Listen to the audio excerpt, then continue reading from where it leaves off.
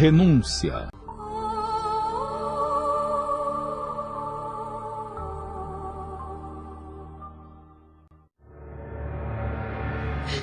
Concordo com as tuas razões, filha. E tudo é vontade de Deus. Se sugeriu o retorno à Espanha, era para poupar sua mãe dos sofrimentos. Sim, padre. Por ela todos os sacrifícios serão poucos. Mas meu carinho, meus beijos ocultarão a realidade dolorosa. Rogarei a Deus e a Jesus que ela saia deste mundo desconhecendo as amargas verdades. Ela amará meu pai até o fim de seus dias, para um dia se unirem para sempre na eternidade. Mas e o teu esforço penoso? Teus sacrifícios diários? Como desempenhar tuas funções naquela casa? Espelhar-me-ei em Jesus. Ele não veio à terra para que o admirássemos. Não estamos no mundo para purificar nossa mente e coração. Não devemos amar uns aos outros. Se a providência divina me conduz agora aos braços paternos, por que e como contrariar seus desígnios? Abençoo os seus propósitos sublimes, minha filha. Te garanto que, mesmo com minha saúde precária, irei à casa dos Davenport, a fim de conhecer melhor os personagens do drama e estudar suas fisionomias e seus corações. Mas recomendo ter muita cautela para evitar maiores surpresas.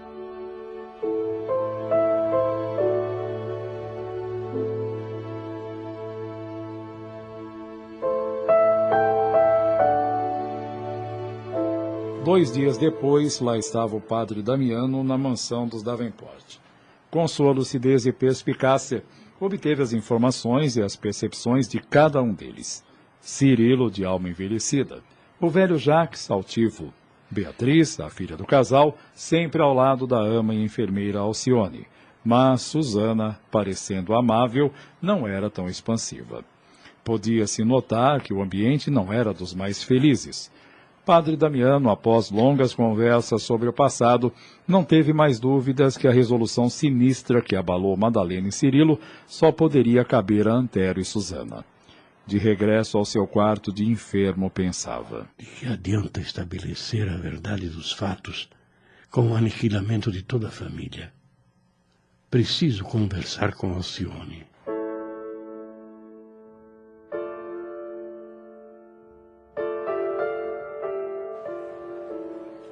Como está, padre? Vim para vê-lo e saber de suas conclusões sobre as conversações com os Davenport. Quanto a mim, estou bem. E começo a compreender que dia a dia Deus nos chama para que executemos sua vontade divina. Minha doce filha, tenho quase certeza de haver descoberto o trama que destruiu a felicidade de tua mãe. Mas, como fiéis ao Evangelho, o nosso combate com o mal deve desenrolar-se em campo de silencioso sacrifício. Padre, meu bom amigo, reconheço os sofrimentos de mamãe, mas os criminosos são mais desventurados que os sofredores. Veja, mamãe no leito da doença goza de mais tranquilidade que a senhora Susana no seu palácio. Robert nos alegra com seu afeto, enquanto Beatriz parece odiar a mãe. Antes 1000 vezes padecer a calúnia e o abandono que ter a consciência com a mancha do crime. Meu pai e sua segunda esposa não vivem felizes. Discutem sempre e quando ele se afasta, ela cai em prantos. Tudo isso não será uma lição bem amarga? Não resta a menor dúvida, minha menina. Se não fossem as circunstâncias que nos impõem o silêncio, teríamos que denunciar o crime para que os autores não ficassem impunes. Pode crer, padre, que a senhora Susana está sendo punida todos os dias. Não devemos tratar os pecadores como perversos ou indesejáveis, mas como doentes carentes de medicação constante.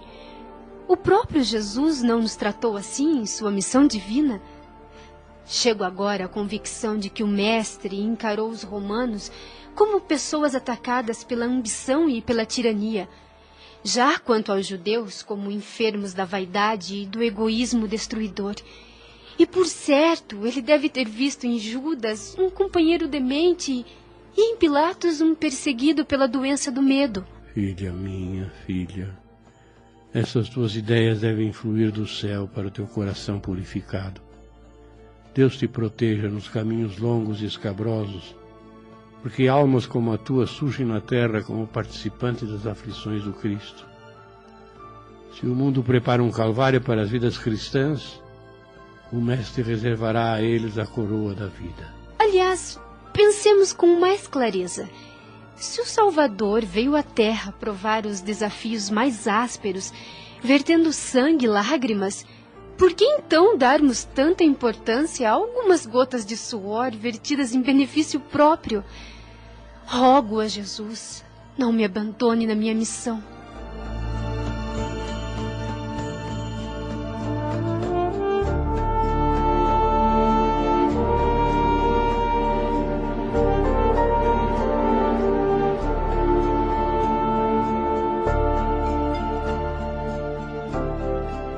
Como vimos, a reduzida família Davenport regressou ao velho continente sem prazo de regresso para a colônia no Novo Mundo. Jacques e o sobrinho estavam eufóricos com a jovem governanta, que era uma cópia fiel de Madalena Villamil. Além de pajear a menina Beatriz, Alcione era obrigada a cuidar de todos os demais serviços leves da casa, inclusive a costura. Certa vez... Alcione, Sim, senhora. hoje é preciso que substituas a lavadeira que está doente. Sim, senhora. Vou agora mesmo ao tanque lavar as roupas. Beatriz, que a tudo ouvia e não se conformava com a atitude da mãe, procurou o pai e lhe disse: Papai, a mamãe vive perseguindo a Alcione. A pobre coitada tem de fazer serviços pesados, e isso não é tarefa para ela. Obrigado, filha, por me alertar. Vou agora mesmo advertir tua mãe. Momentos depois, a filha de Madalena, vendo a senhora Susana chorando por ter sido censurada por suas atitudes, de imediato procurou o senhor Davenport e disse em tom delicado: Meu senhor, me desculpe a intromissão, mas pode crer que a pequena Beatriz está equivocada. Não foi Dona Susana quem mandou me substituir a lavadeira. Eu mesma, sabendo que ela adoecera, me ofereci para cooperar na lavagem de roupa. Não se preocupe, pois sou bastante habituada aos serviços gerais. Beatriz não entendeu bem a atitude de Alcione, mas esta lhe disse: Beatriz, não penses que a lavagem de roupa é um serviço pesado. É tão sagrado para todos nós como qualquer outro serviço. Mas, Alcione, nós temos criadas que cuidam disso. Não é serviço teu. Minha querida, devemos estar aptos para qualquer trabalho digno. Mas a cada serviçal cabe a sua tarefa, não é? E não estás errada. Mas ao agirmos assim, estaremos ampliando nossas experiências em qualquer trabalho honesto. Sei que aprecias as lições de Jesus, não é?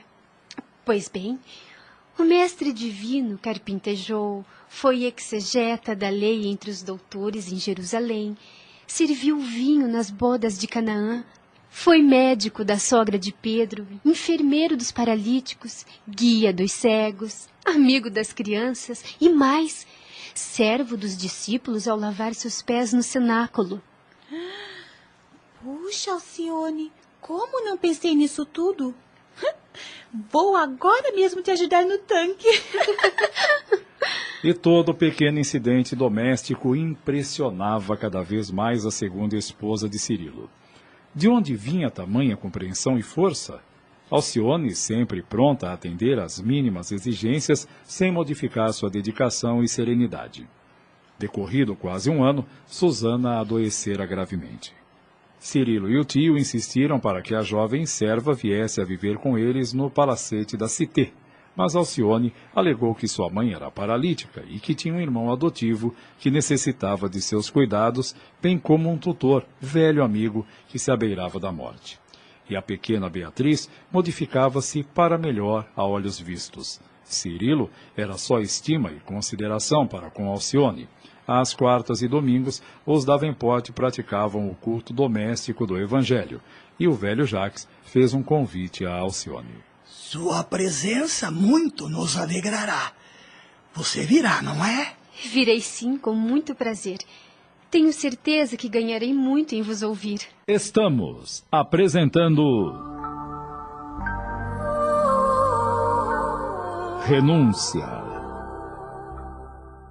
Voltamos a apresentar Renúncia.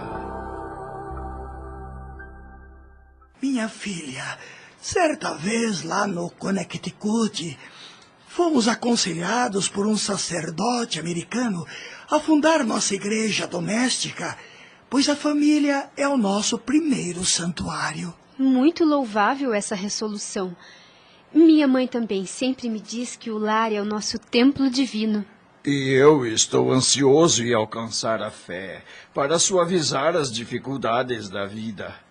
Não discordo, Alcione, mas como já discuti outras vezes com meu tio, por que fazer o culto do Evangelho no lar se temos numerosas igrejas e instituições religiosas e se todas têm os mesmos objetivos?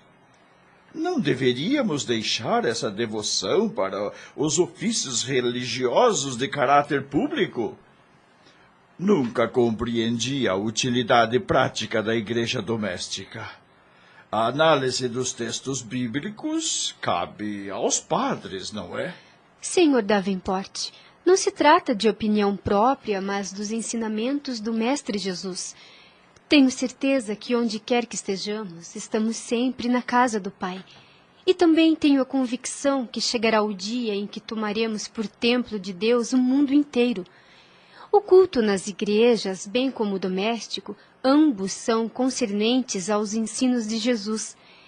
No lar podemos atender aos nossos familiares enfermos. Os pais estão sempre ensinando seus filhos, mas nem por isso as escolas deixam de existir. Será que nós não achamos que, em matéria de fé, dos deveres religiosos, costumamos atribuir ao sacerdote o que nos compete realizar? Um padre atenderá ao conjunto, mas para que as alegrias cristãs vibrem em nós, não podemos esquecer da necessidade de estabelecer em nós o culto ao Senhor dentro de nós mesmos. E só o lar é o templo mais nobre porque nos oferece oportunidades diárias de esforço e adoração. Cada dia enseja chances de testemunhar confiança em Deus. Enquanto isso, as instituições religiosas podem funcionar como hospitais dos espíritos combalidos, como celeiros aos esfomeados para prosseguir no caminho e como fontes de informações sublimes aos ignorantes para que se habilitem a praticar o que aprenderam. E a pequena assembleia não podia ocultar a enorme sensação de assombro. Os Davenport jamais podiam imaginar naquela jovem tamanho conhecimento espiritual. Cirilo estava convencido pelos argumentos que ouvira. Beatriz quebrou o silêncio. Não te disse, vovô, que Alcione sabe muita coisa nova sobre Jesus? Não diga isso, Beatriz. Tudo o que disse aprendi quando em Ávila tínhamos nossa pequena igreja doméstica que funcionava quase todas as noites. Sem dúvida, Alcione. Tuas explicações falam a alma. Sempre achei que os negócios materiais de minha vida sempre me criaram certa incompreensão para com as lições do Cristo. Sempre achei que o lar era a fortaleza da nossa felicidade na terra, mas nunca como base para nos enriquecer espiritualmente. Isso é natural, pois as forças que nos encarceram o coração normalmente são violentas e rudes. Mas Deus não se cansa de nos atrair aos seus braços. Deus nos chama como Jesus procurou os discípulos. E para realizar a união divina, é preciso que marchemos na terra de nós mesmos, mesmo nos dias ruins e noites tenebrosas. Estou surpreso. Suas palavras modificaram num minuto todas as minhas presunções exegéticas.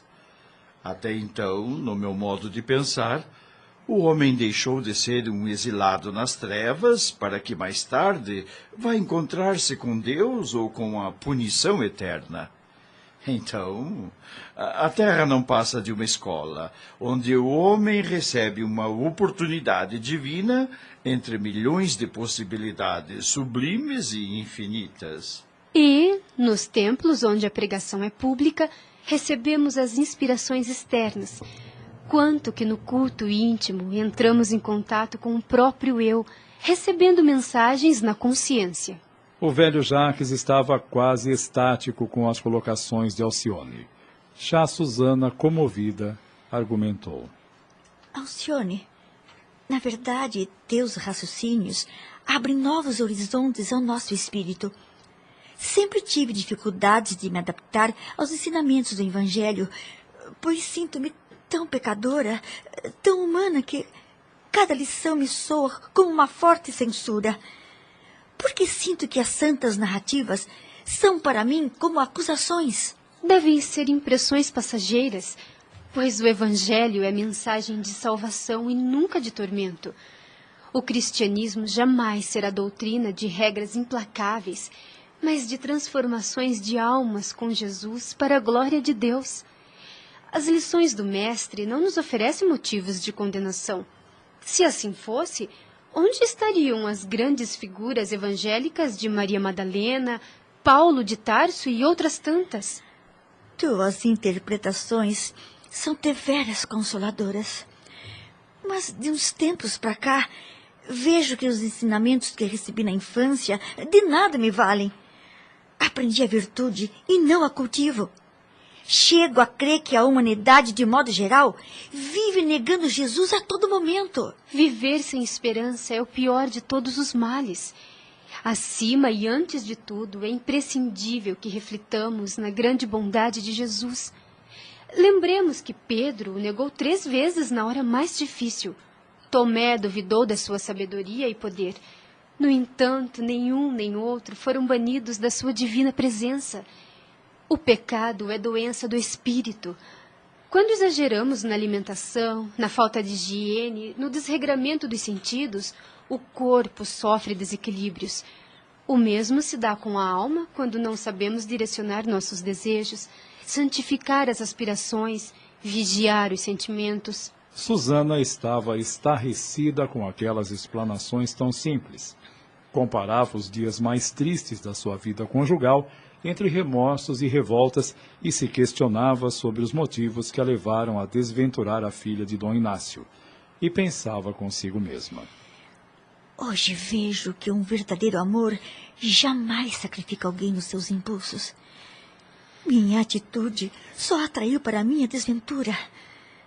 Não teria sido melhor cooperar para a felicidade de Cirilo e Madalena?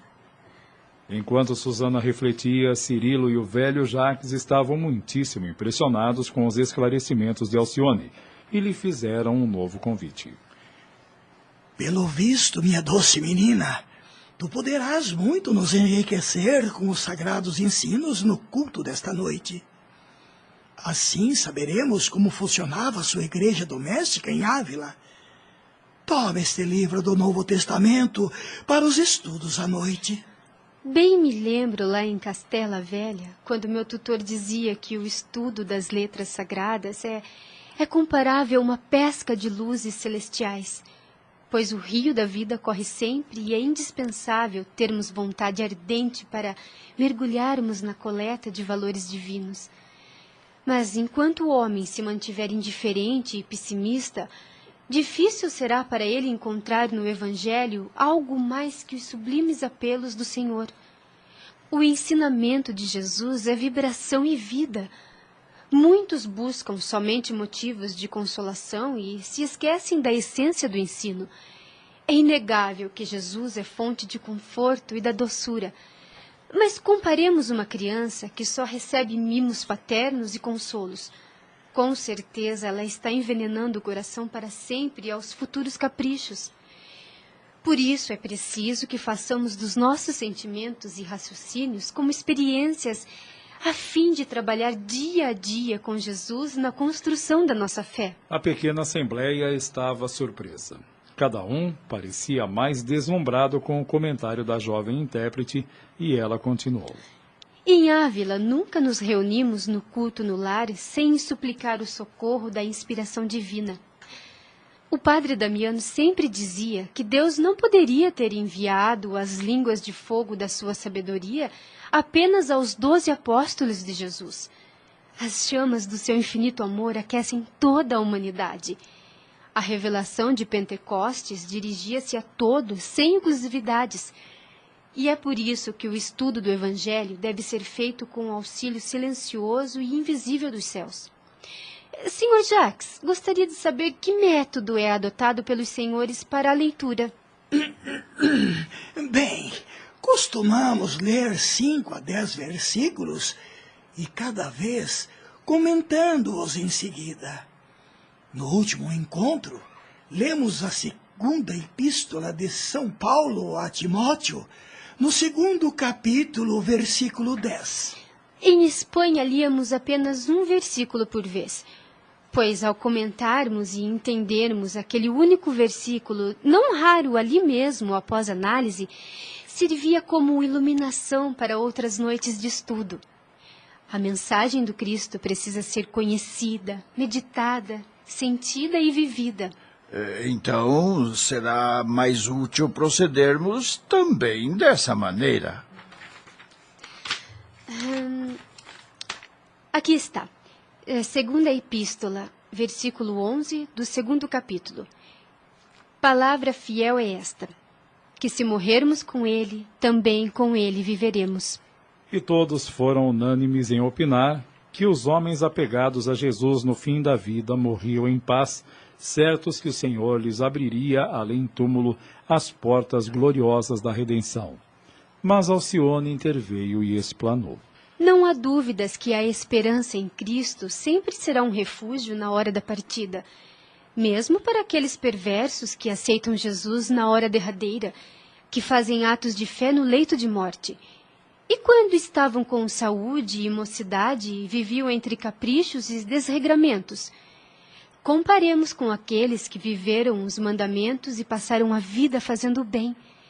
Não se deve interpretar o texto evangélico ao pé da letra. Morrermos com ele nos refere à morte da criatura velha que está em todos nós.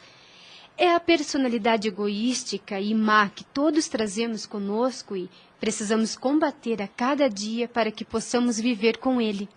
Agora sim. Tenho um modo prático de compreender os valores espirituais, aprofundando-me cada vez mais em meditação, esforço e boa vontade. Estou feliz por ouvir isso, Senhor. As palavras do Mestre estão cheias de maravilhosos socorros divinos e de mensagens do céu. Acabamos de apresentar